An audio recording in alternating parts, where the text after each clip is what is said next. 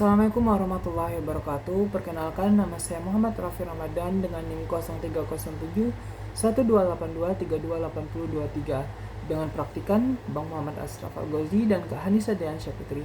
Hari ini saya akan menjelaskan mengenai materi karbonat rock. Oke, kita lanjut.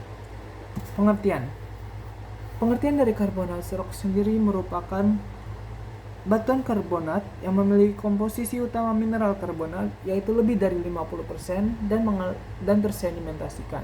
Selanjutnya saya akan menjelaskan mengenai faktor pembentukan dari batuan karbonat sendiri. Yang pertama itu adalah lingkungan pengendapannya.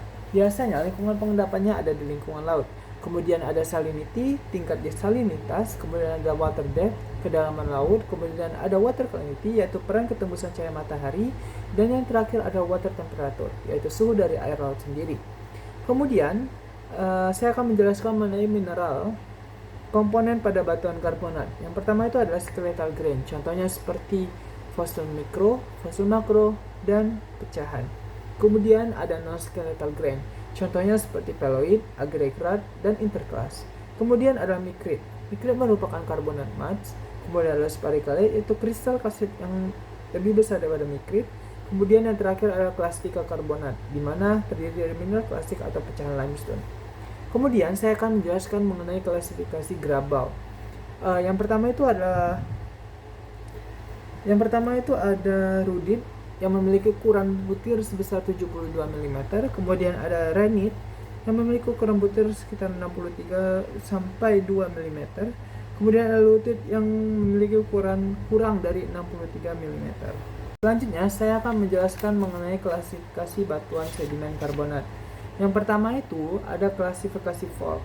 Klasifikasi Vogt biasanya digunakan pada batuan alkimia, memiliki butiran yang mungkin terdiri dari bahan fosil oid, peloid, atau interclass.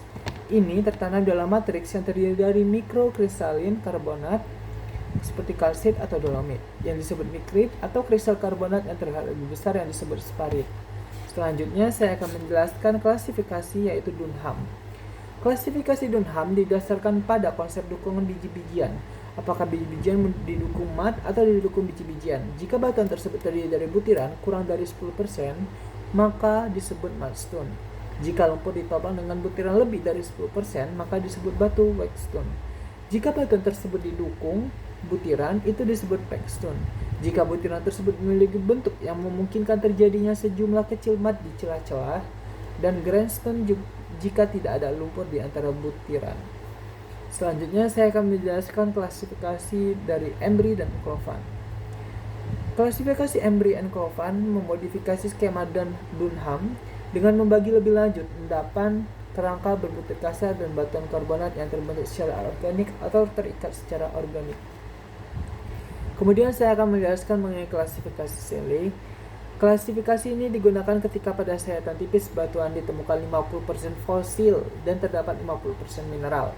Klasifikasi Shelley ini terbagi atas beberapa komposisi, yaitu lime, silika, dan clay. Untuk lime sendiri seperti fosil, karbonat, dan dolomit. Kemudian untuk silika seperti mineral kuarsa,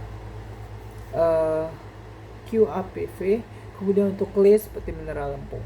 Selanjutnya saya akan menjelaskan mengenai klasifikasi batuan sedimen dan karbonat.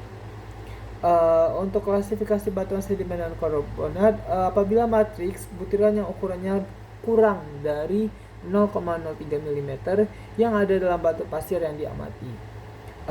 Ketentuannya, jika persentase matriks 0% sampai 15% dari seluruh komposisi batu pasir yang ada, maka batu pasir tersebut termasuk dalam kelompok arenit.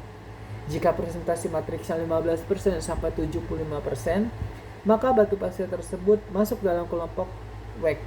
Sedangkan jika presentasi matriksnya lebih dari 75%, maka namanya bukan lagi batu pasir, melainkan mat rock. Sekian penjelasan dari materi mengenai karbonat rocks dari saya. Saya ucapkan wassalamualaikum warahmatullahi wabarakatuh.